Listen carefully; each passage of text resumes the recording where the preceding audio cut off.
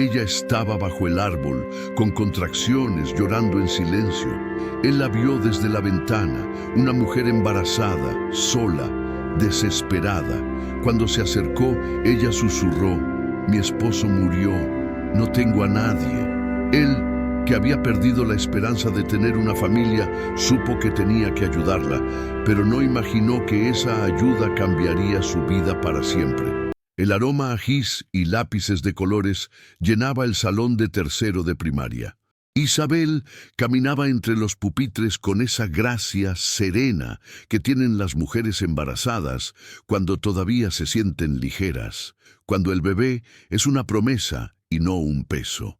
Sus 28 años brillaban en cada sonrisa que regalaba a sus alumnos. «Maestra, ¿ya sabe si es niño o niña?», preguntó Lupita, una niña de ojos enormes que siempre se sentaba en primera fila. Isabel se acarició el vientre de 7 meses con ternura instintiva, ese gesto que toda madre hace sin pensar, como si estuviera conversando en silencio con la vida que crece dentro de ella. «Es un niño, mi amor. Se va a llamar Lucas». «¿Como Lucas Skywalker?», gritó un niño desde el fondo, arrancando carcajadas de todo el salón. Isabel rió también, esa risa limpia, genuina, que solo existe cuando no sabes que el mundo puede romperse en pedazos sin aviso. En ese mismo momento, a 40 minutos de distancia, Tomás silbaba una canción de Juan Gabriel mientras lijaba la madera de una cuna que había estado construyendo durante semanas. Sus manos, curtidas por años de carpintería, acariciaban cada rincón con el mismo amor con el que acariciaba el vientre de Isabel cada noche. La cuna estaba casi terminada. Solo faltaban algunos detalles finales. «Te va a encantar, mijo», le decía al aire, imaginando a su hijo durmiendo ahí dentro. «Tu papá la hizo con sus propias manos, con puro amor». El sol de marzo caía sobre el taller con esa luz dorada que tiene el Bajío mexicano, esa que parece pintada a mano por algún artista enamorado del paisaje. Tomás no sabía que ese sería el último día que vería esa luz. Guardó sus herramientas, se lavó las manos llenas de aserrín y subió a su camioneta vieja, esa que Isabel siempre le decía que cambiara, pero que él adoraba porque todavía le quedaba vida, mi reina. La carretera estaba despejada, el cielo azul limpio, todo perfecto, y entonces en el cruce de la avenida Hidalgo con Revolución, un tráiler que venía con exceso de velocidad no respetó el alto. El impacto fue instantáneo. El sonido del metal retorciéndose, el cristal explotando en 1000 pedazos, el silencio brutal que sigue al caos. Isabel estaba borrando el pizarrón cuando sintió que algo se quebraba dentro de su pecho. No era dolor físico, era otra cosa. Ese presentimiento ancestral que tienen las mujeres cuando algo terrible está pasando. Se llevó la mano al corazón y respiró hondo. «¿Se siente bien, maestra?», preguntó Lupita. «Sí, mi amor, solo un poco cansada». Pero no era cansancio, era terror sin forma. 20 minutos después, mientras los niños dibujaban en sus cuadernos, su celular vibró. Era un número desconocido. «Bueno, ¿es usted Isabel Méndez de García?» «Sí, soy yo. ¿Quién habla?» «Habla del Hospital General. Necesitamos que venga de inmediato. Su esposo tuvo un accidente. El mundo se detuvo. El marcador cayó de su mano. El ruido de los niños se volvió un eco lejano, distorsionado. Sus piernas temblaron. ¿Qué pasó? Por favor, venga lo antes posible. Es urgente». Isabel no recordaba cómo llegó al hospital. No recordaba quién se quedó con sus alumnos. No recordaba si tomó un taxi o si alguien la llevó. Solo recordaba el olor a desinfectante y el eco de sus pasos corriendo por los pasillos blancos. Un doctor con ojos cansados la esperaba en la sala de urgencias. «Señora García, ¿dónde está mi esposo? ¿Está bien? Déjeme verlo, por favor». El doctor bajó la mirada, y en ese gesto Isabel lo supo todo. «Lo sentimos mucho. Hicimos todo lo posible, pero…» El resto de las palabras se perdieron en un abismo. Isabel cayó de rodillas sobre el piso frío del hospital. No gritó, no lloró. Simplemente se quebró en silencio, como se quiebran las cosas que ya no pueden soportar más peso. Su mano se aferró a su vientre, protegiéndolo instintivamente. «Perdón, bebé», susurró. «Perdón». Los días que siguieron fueron una nebulosa de dolor. El funeral fue sencillo. Tomás no tenía familia cercana, solo algunos primos lejanos que aparecieron para dar el pésame y luego se esfumaron. Los padres de Isabel habían muerto años atrás en un accidente de autobús y su única hermana vivía en Estados Unidos, sin papeles, sin posibilidad de regresar. Isabel estaba sola, completamente sola, con 7 meses de embarazo y un futuro que de pronto se veía negro como boca de lobo. Durante la primera semana, las maestras de su escuela le llevaban comida. Le decían que todo iba a estar bien. Le prometían que no estaba sola. Pero luego volvían a sus vidas, a sus familias, a sus rutinas. Y ella se quedaba en esa casa que de pronto parecía demasiado grande y demasiado vacía.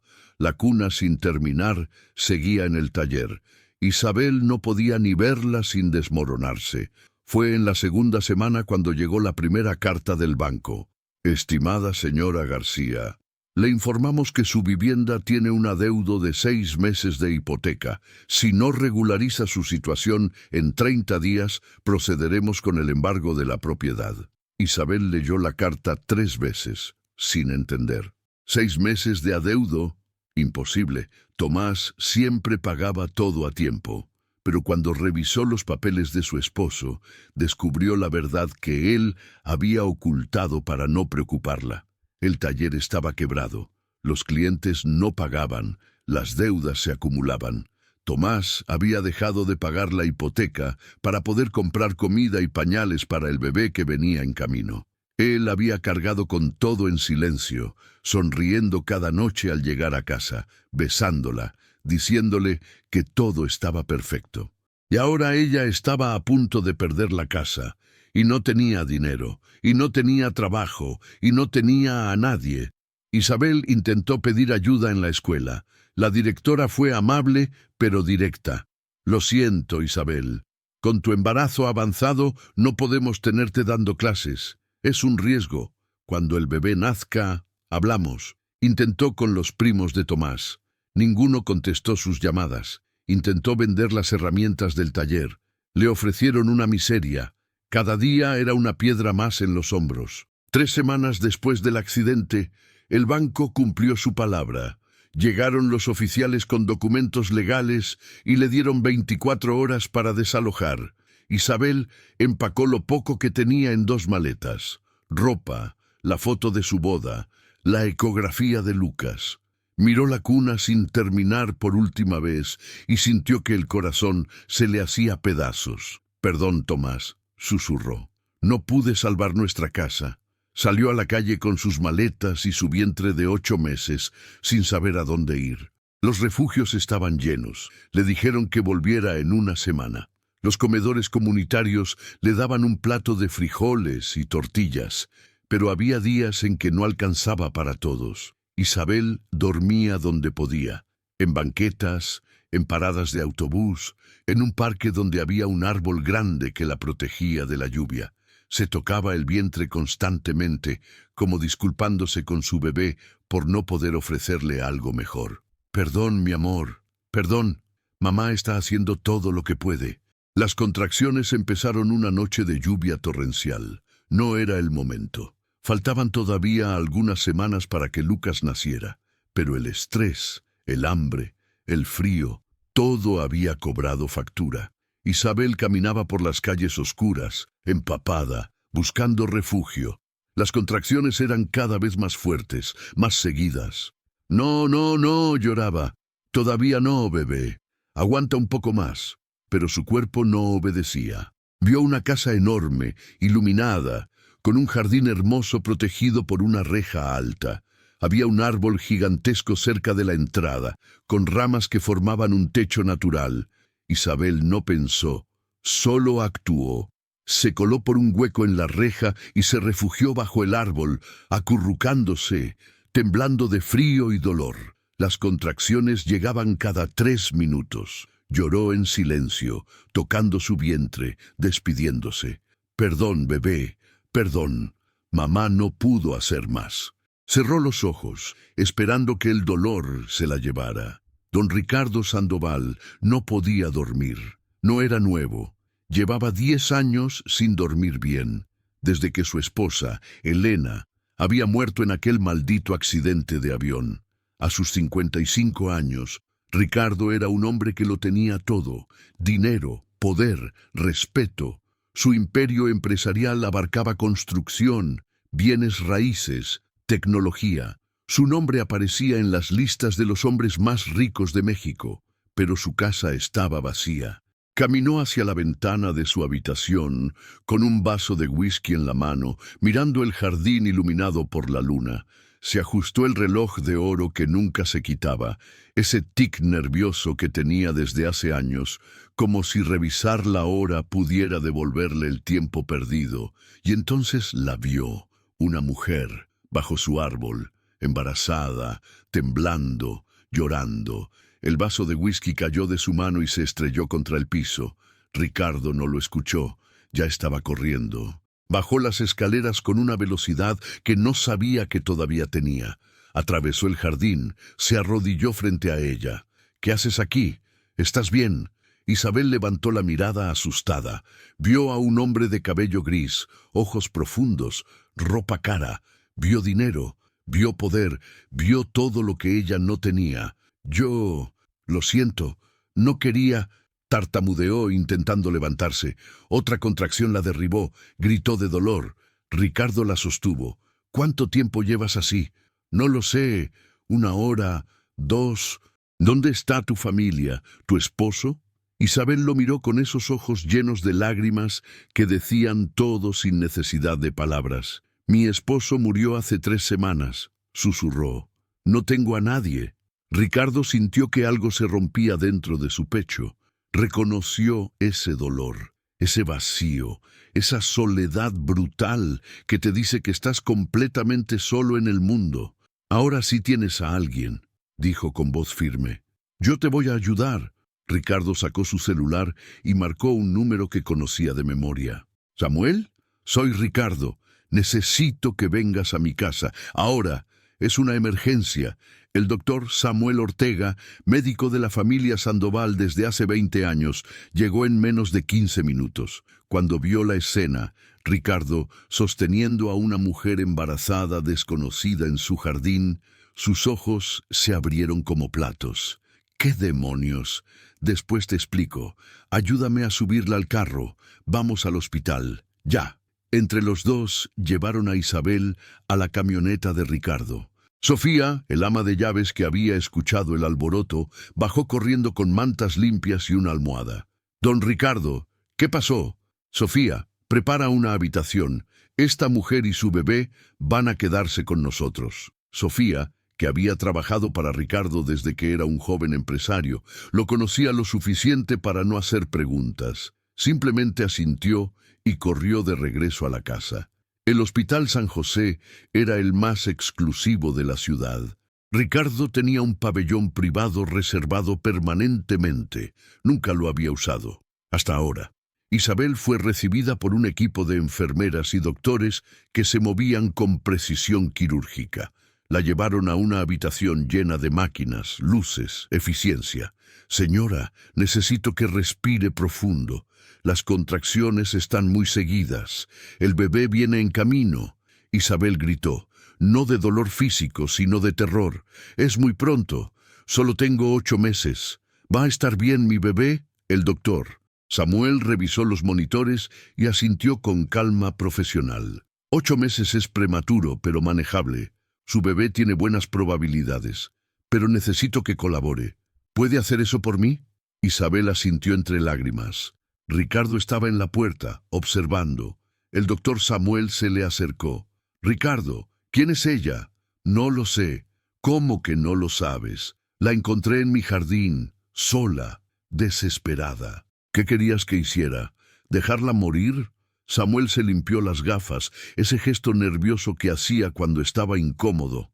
«No, por supuesto que no. Pero, Ricardo, ten cuidado. No sabes quién es. No sabes si... No me importa, interrumpió Ricardo. Lo único que sé es que esa mujer necesita ayuda y yo voy a dársela. Samuel suspiró. Conocía esa mirada, la determinación Sandoval. Cuando Ricardo decidía algo, no había vuelta atrás. El parto duró 4 horas. 4 horas de gritos, de sudor, de dolor que parecía interminable. Ricardo no se movió de la puerta. Sofía había llegado con ropa limpia, con comida, con todo lo necesario. Pero Ricardo no comió, no se sentó, solo esperó. A las 3:47 de la madrugada, un llanto llenó la habitación, el llanto de un recién nacido. El doctor Samuel salió con el bebé envuelto en una manta azul. Es un niño, 3 kilos exactos, pequeño, pero saludable. Va a estar bien. Ricardo sintió que las piernas le temblaban. Extendió los brazos sin pensar, y Samuel colocó al bebé en ellos. Por primera vez en 10 años, Ricardo Sandoval sostuvo a un recién nacido. Los ojos del niño se abrieron lentamente. Eran de un color verde claro, casi dorado. El mismo color de ojos que había tenido el hijo que Ricardo y Elena habían perdido en el 2.º trimestre de embarazo, años atrás. Ricardo lloró, no sollozos, solo lágrimas silenciosas que caían sobre la manta azul. «Hola, pequeño», susurró. «Bienvenido al mundo». Isabel despertó 2 horas después. Estaba exhausta, adolorida, pero viva. Lo primero que hizo fue buscar a su bebé con la mirada. «¿Dónde está? ¿Dónde está mi bebé?» Ricardo estaba sentado en una silla junto a la ventana, con Lucas dormido en sus brazos. «Está aquí, está bien, está perfecto». Se levantó y caminó hacia ella, colocando al bebé en sus brazos. Isabel lo miró y se desmoronó. Todas las semanas de terror, de hambre, de desesperación, todo se evaporó en ese instante. «Lucas», susurró, besando su frente. «Mi Lucas». Ricardo se sentó en el borde de la cama observándolos. «¿Así se llama?» «Sí, era el nombre que mi esposo eligió. Dijo que Lucas significa el que trae luz». Ricardo sonrió con tristeza. «Es un nombre perfecto». Isabel lo miró a los ojos. «¿Por qué hiciste esto por mí? No me conoces. No tienes ninguna obligación».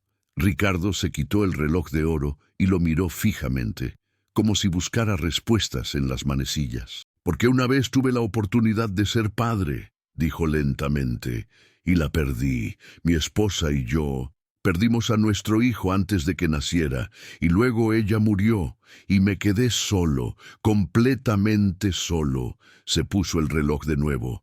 «Cuando te vi bajo ese árbol, vi mi oportunidad de hacer algo bueno, de salvar algo que yo no pude salvar». Isabel sintió que el corazón se le partía por ese hombre que acababa de conocer, pero que de alguna manera entendía su dolor mejor que nadie. «Gracias», susurró. «No tengo cómo pagarte.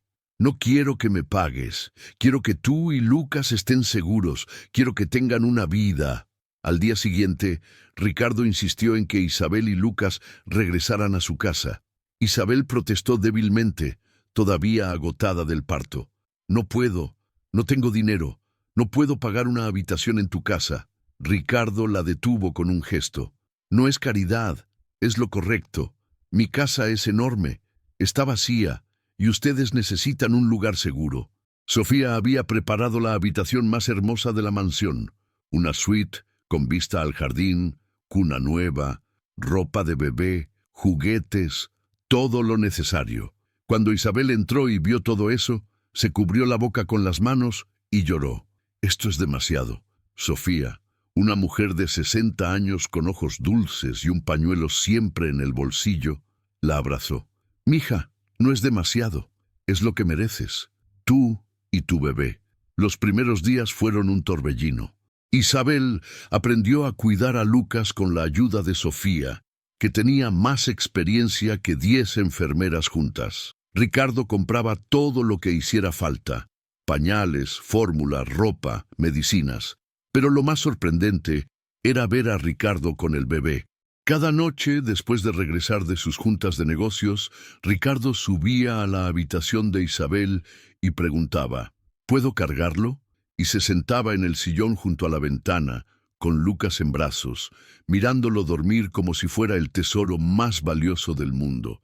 Isabel lo observaba desde la cama y veía el dolor en sus ojos, el vacío que intentaba llenar con ese bebé que no era suyo. Una noche, Isabel lo encontró en la terraza, mirando las estrellas con un vaso de whisky en la mano. ¿No puedes dormir?, preguntó ella. Ricardo sonrió con tristeza. Nunca puedo. Isabel se sentó a su lado. ¿Puedo preguntarte algo? Claro.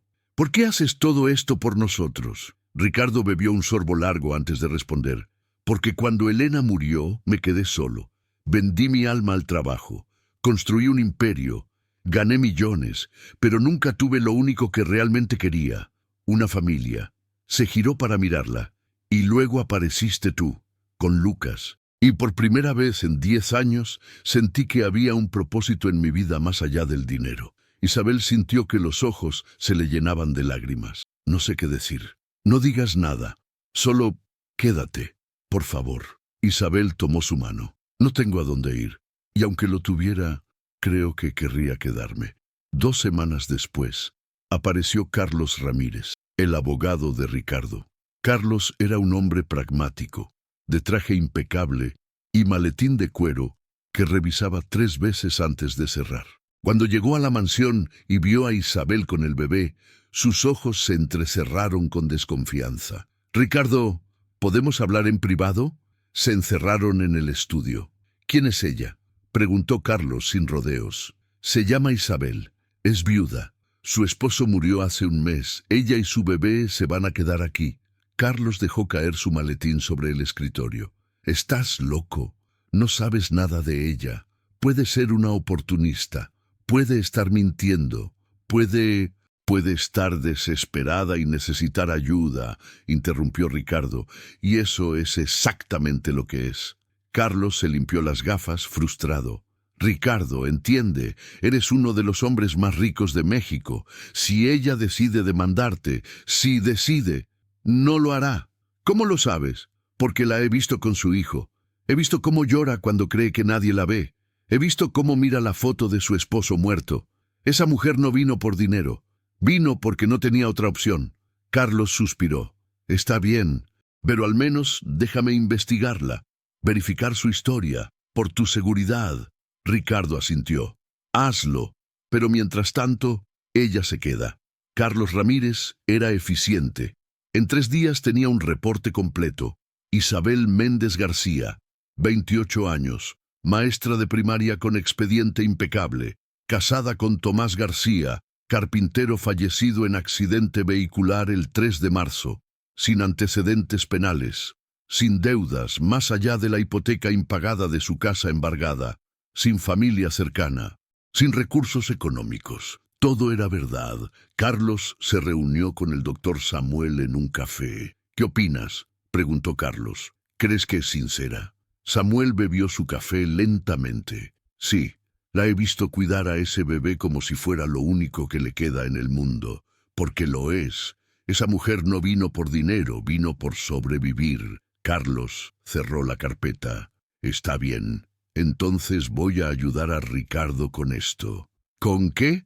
«Con lo que me pidió. Quiere adoptar al bebé como su nieto. Y a Isabel como su hija». Samuel casi escupió el café. «¿Qué? ¿Lo que oíste? Quiere hacerlo legal, oficial, permanente». Samuel se quedó en silencio por un momento. «Sabes que esto es una locura, ¿verdad?». «Sí, pero es la clase de locura que Ricardo necesita». Esa noche, Ricardo reunió a Isabel, Sofía y Carlos en el comedor. Isabel estaba nerviosa, con Lucas dormido en sus brazos. No sabía qué esperar. Ricardo respiró hondo. «Isabel, quiero proponerte algo, y quiero que lo pienses bien antes de responder». «¿Qué es?». Ricardo se quitó el reloj y lo dejó sobre la mesa como si necesitara quitarse ese peso para decir lo que tenía que decir. «Quiero adoptarte como mi hija y a Lucas como mi nieto. Legalmente, oficialmente». El silencio llenó la habitación. Isabel lo miró sin comprender. ¿Qué dijiste?» «Quiero que sean mi familia. No de palabra, de verdad, con papeles, con apellido, con herencia, todo. Isabel sintió que el mundo giraba. No, no puedo aceptar eso. Es demasiado. Yo no soy tu hija, tú no me conoces. Ricardo se inclinó hacia adelante. La familia no es solo sangre, Isabel, es elección, y yo elijo a ustedes.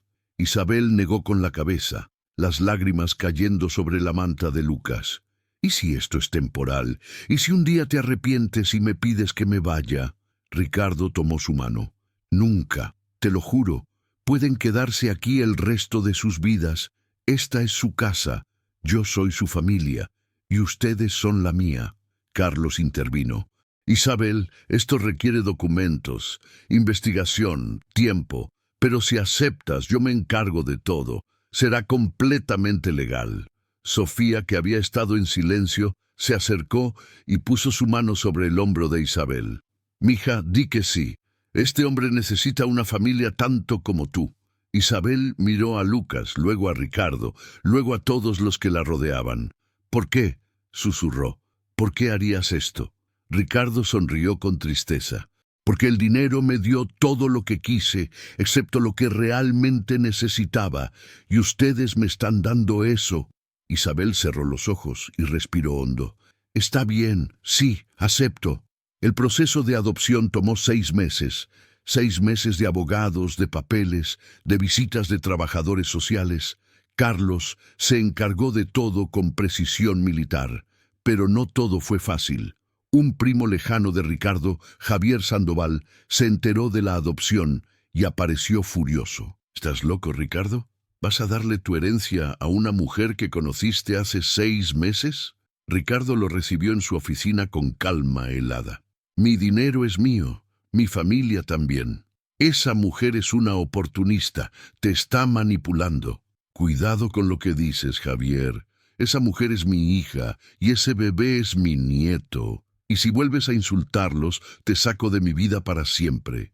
Javier intentó impugnar la adopción legalmente, pero Carlos lo destrozó en la corte.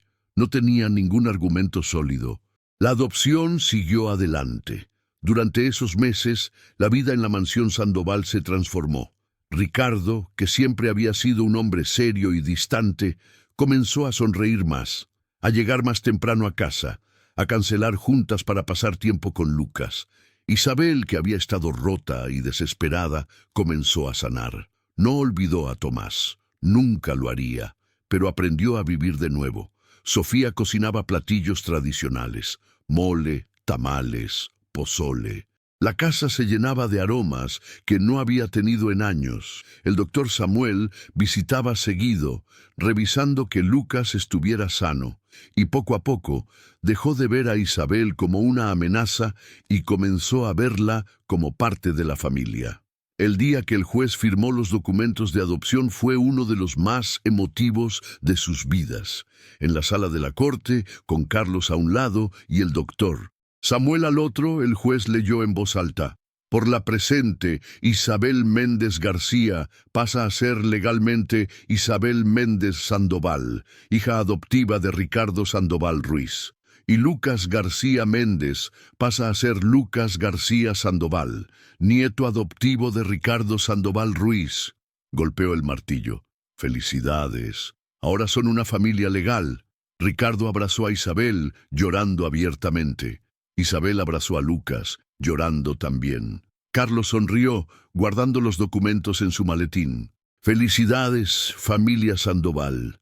Esa noche hubo una cena de celebración. La mesa estaba llena. Ricardo en la cabecera, Isabel a su derecha, Lucas en su silla alta, Sofía, el doctor Samuel, Carlos, todos juntos. Ricardo levantó una copa de vino. Quiero hacer un brindis por las familias que elegimos, por los lazos que van más allá de la sangre, por ustedes que me devolvieron la vida. Todos levantaron sus copas.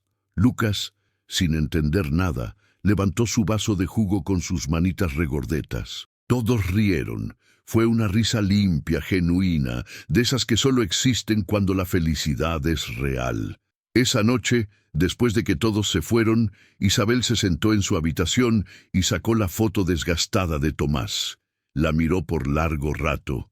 Luego sacó una hoja de papel y comenzó a escribir. Amor mío, nuestro hijo está seguro, está amado. Tiene un abuelo que lo adora como si fuera su propia sangre. Yo también estoy segura. Tengo una familia, tengo un hogar. No te olvidé, nunca lo haré. Pero aprendí que el amor no se acaba cuando alguien se va. Solo cambia de forma. Gracias por Lucas. Gracias por amarlo antes de que naciera. Gracias por darme la fuerza de seguir adelante. Siempre te amaré, Isabel. Dobló la carta y la guardó junto a la foto de Tomás en un cajón especial. Luego miró a Lucas durmiendo en su cuna y sonrió. Había perdido un amor, pero había ganado una familia. Los años pasaron con esa rapidez mágica que tiene la vida cuando es plena. Lucas creció rodeado de amor. No conoció la pobreza, el hambre, la desesperación que su madre había vivido. Pero Isabel se aseguró de que nunca olvidara el valor de las cosas. A los 5 años, Lucas estaba en la escuela primaria más prestigiosa de la ciudad, pero también acompañaba a su madre cada fin de semana a los comedores comunitarios, donde Isabel ahora era voluntaria. «Mamá, ¿por qué venimos aquí?», preguntó Lucas una tarde, viendo a los niños que comían frijoles en platos de plástico. Isabel se arrodilló para estar a su altura, porque hubo un tiempo en que nosotros éramos como ellos, y alguien nos ayudó, y ahora nos toca ayudar a otros. Lucas asintió, procesando eso con la seriedad que solo tienen los niños que están aprendiendo a ser buenas personas. Ricardo también cambió. El hombre que había sido un tiburón de los negocios, que cerraba tratos sin piedad y acumulaba dinero sin propósito, comenzó a ver su riqueza de otra manera. Vendió varias de sus empresas, no todas, pero las suficientes para tener tiempo. Tiempo para llevar a Lucas al parque, tiempo para desayunar con Isabel los domingos, tiempo para enseñarle a su nieto a andar en bicicleta, tiempo para ser un abuelo. Y con el dinero de esas ventas, creó algo que realmente importaba. La Fundación Elena y Tomás, nombrada en honor a los dos que ya no estaban, pero que habían hecho posible que esa familia existiera. La fundación ayudaba a madres viudas y embarazadas. Les daba refugio, comida, apoyo psicológico, capacitación laboral, todo lo que Isabel había necesitado y no había tenido. Isabel fue nombrada directora.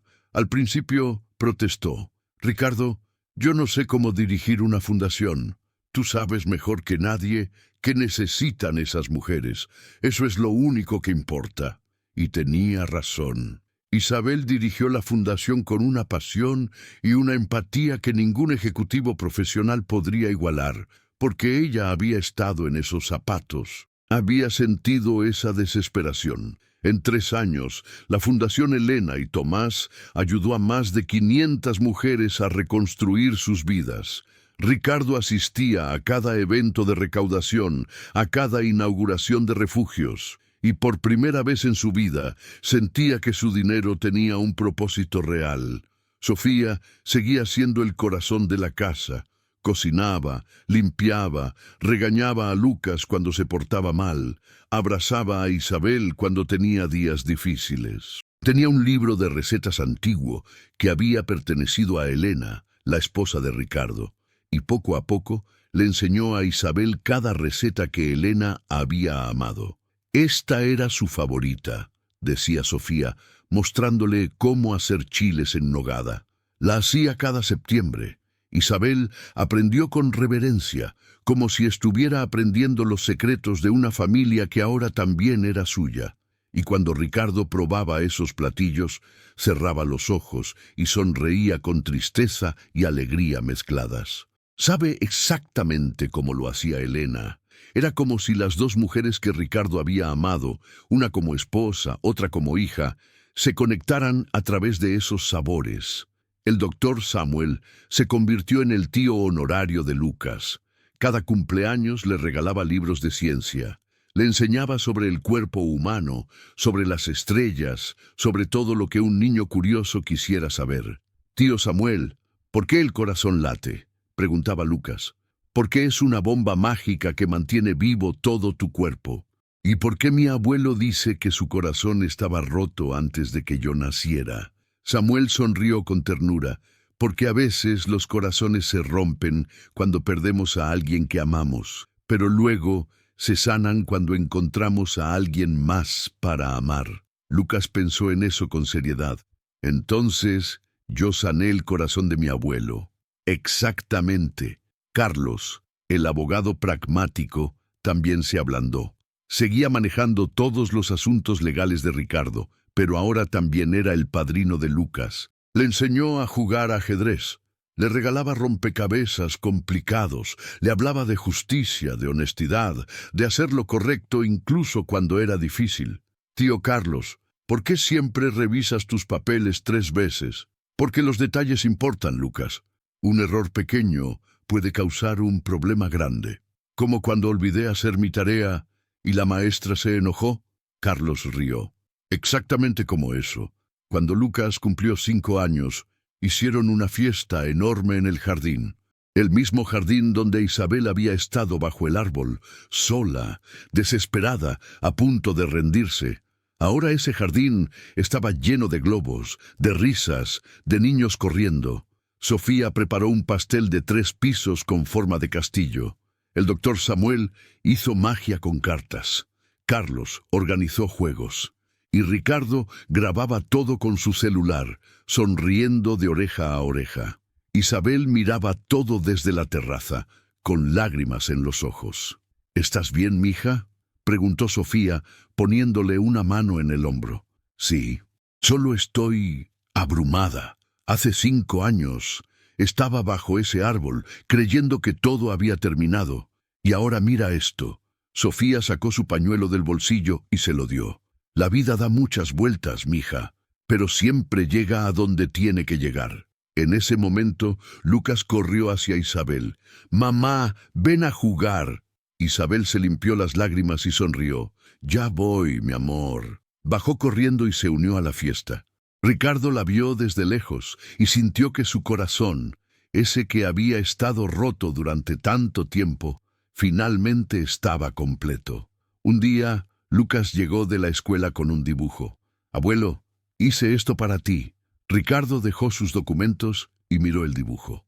Era una familia, un hombre alto con cabello gris, una mujer sonriente, un niño pequeño y una mujer mayor con delantal. «Somos nosotros», explicó Lucas. «Tú, mamá, yo y Sofía». Ricardo sintió que la garganta se le cerraba. «Es perfecto, Lucas». «Gracias». Esa misma tarde, Ricardo enmarcó el dibujo y lo colgó en su oficina, en la pared principal, donde antes solo había diplomas y reconocimientos de negocios. Ahora tenía algo mucho más valioso. Isabel no había vuelto a la tumba de Tomás desde el día del funeral. No porque quisiera olvidarlo, sino porque dolía demasiado recordar. Pero ahora, 5 años después, sentía que era momento. Un sábado por la mañana, le dijo a Ricardo: «Quiero llevar a Lucas a conocer a su papá». Ricardo entendió de inmediato. «¿Quieres que los acompañe?» Isabel asintió. «Sí, por favor». El cementerio estaba silencioso, lleno de árboles y flores. Isabel caminaba entre las tumbas con Lucas de la mano y Ricardo detrás de ellos, dándoles espacio pero estando presente. Llegaron a una lápida sencilla. Tomás García Méndez, 1992, 2024. Esposo, padre, amigo. Este bebé va a cambiar el mundo. Isabel se arrodilló frente a la tumba. Lucas la imitó, sin entender del todo, pero sintiendo la solemnidad del momento. «Tomás», dijo Isabel en voz baja, «te presento a nuestro hijo». «Lucas». Lucas miró la lápida con curiosidad. «¿Ese es mi papá?» «Sí, mi amor. Él te amaba mucho. Aunque nunca te conoció, te amaba». Lucas pensó en eso por un momento. «¿Y dónde está ahora?» Isabel señaló al cielo. «Está en el cielo, cuidándote desde arriba». Lucas sacó las flores que había traído y las puso sobre la tumba. «Hola, papá. Soy Lucas. Mamá dice que me querías mucho. Yo también te quiero». Isabel se cubrió la boca para no sollozar. Luego Lucas se giró hacia Ricardo. «Abuelo, ven». Ricardo se acercó, arrodillándose junto a ellos. Lucas tomó su mano y la puso sobre la lápida. «Papá, quiero que conozcas a mi abuelo. Él cuida de mí y de mamá. Él nos salvó. Ricardo sintió que el corazón se le rompía y se sanaba al mismo tiempo. Se inclinó y tocó la lápida con respeto. Tomás, no nos conocimos, pero quiero que sepas que voy a cuidar de tu hijo como si fuera mío. Te lo prometo. Isabel tomó la mano de Ricardo y la apretó con fuerza. Los tres se quedaron ahí, en silencio, conectados por el amor de un hombre que ya no estaba, pero que había dejado un legado. Cuando regresaron a casa, Ricardo encontró a Isabel en la terraza, mirando las estrellas. ¿Estás bien?, preguntó, sentándose a su lado. Sí, de hecho, creo que estoy mejor que nunca. ¿Por qué? Isabel respiró hondo. Porque durante mucho tiempo me sentí culpable por ser feliz, como si aceptar esta nueva vida fuera traicionar a Tomás. Pero hoy entendí que no es así. ¿Qué entendiste? Que Tomás hubiera querido esto para nosotros. Hubiera querido que Lucas tuviera una familia. Hubiera querido que yo fuera feliz. Ricardo asintió. Estoy seguro de que sí. Isabel lo miró con ternura. Gracias, papá. Era la primera vez que lo llamaba así. Ricardo sintió que las lágrimas caían sin control. Gracias, hija. Los años siguieron pasando. Lucas creció inteligente, bondadoso, curioso. Tenía los ojos de Tomás, la sonrisa de Isabel y el corazón enorme de Ricardo. A los 10 años le preguntó a su madre: «Mamá, ¿por qué trabajas tanto en la fundación?». Isabel estaba revisando papeles en su escritorio. Levantó la mirada. «Porque hubo un tiempo en que yo no tenía nada y alguien me ayudó, y ahora quiero ayudar a otros». «¿Quién te ayudó?». Isabel sonrió. «Tu abuelo». Lucas pensó en eso. «Cuando sea grande, yo también quiero ayudar a la gente». Isabel sintió que el corazón se le llenaba de orgullo. «Estoy segura de que lo harás». Ricardo, ahora de 67 años, seguía activo, pero ya no perseguía dinero, perseguía momentos, momentos con Lucas, momentos con Isabel, momentos con Sofía, el doctor Samuel, Carlos, momentos que valen más que todo el oro del mundo. Una tarde, mientras Lucas jugaba en el jardín, Ricardo se sentó bajo el árbol donde todo había comenzado. Sofía se le acercó con 2 tazas de café. «¿En qué piensa, don Ricardo?». «En lo extraña que es la vida, Sofía. Hace 12 años estaba solo en esta casa enorme, sin propósito, sin esperanza. Y ahora mira». Sofía sonrió. «La vida siempre encuentra la manera de darnos lo que necesitamos. No siempre cuando queremos, pero siempre cuando es el momento correcto». Ricardo asintió. «Tienes razón. Siempre la tengo», bromeó Sofía. Ambos rieron. Cuando Lucas cumplió 15 años, Ricardo le dio un regalo especial. No era un carro, no era una computadora, no era dinero. Era la cuna que Tomás había empezado a construir y nunca terminó. Ricardo había guardado esa cuna durante todos esos años, y en secreto, con la ayuda de un carpintero experto, la había terminado. «Abuelo», Lucas tocó la madera con reverencia, Es la cuna que tu padre estaba construyendo para ti. Ahora es tuya». Lucas se sentó en el suelo, mirando cada detalle. «¿Por qué la guardaste? Porque es parte de tu historia y nunca debes olvidar de dónde vienes». Lucas abrazó a su abuelo con fuerza. «Nunca lo haré, te lo prometo». Isabel siguió dirigiendo la Fundación Elena y Tomás durante años. Expandió su alcance.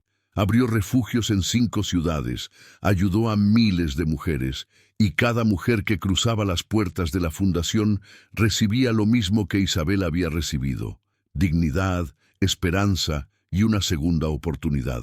Un día, una mujer joven llegó al refugio. Estaba embarazada, sola, desesperada. «No tengo a dónde ir», lloró. «Mi esposo murió, no tengo familia». Isabel la abrazó. «Ahora sí tienes familia. Nosotros somos tu familia». La mujer la miró sin entender. «¿Por qué me ayudas?». Isabel sonrió con lágrimas en los ojos. «Porque alguien me ayudó a mí cuando estaba exactamente donde tú estás, y ahora me toca pasarlo». Ricardo Sandoval murió a los 75 años, rodeado de su familia. No fue una muerte trágica. Fue una muerte pacífica, en su cama, con Isabel sosteniendo una mano y Lucas sosteniendo la otra. Sus últimas palabras fueron: «Gracias por darme una familia. Gracias por darme una vida». Isabel lloró sobre su pecho. «Gracias a ti, papá, por todo». Lucas, ahora un joven de 23 años, besó la frente de su abuelo.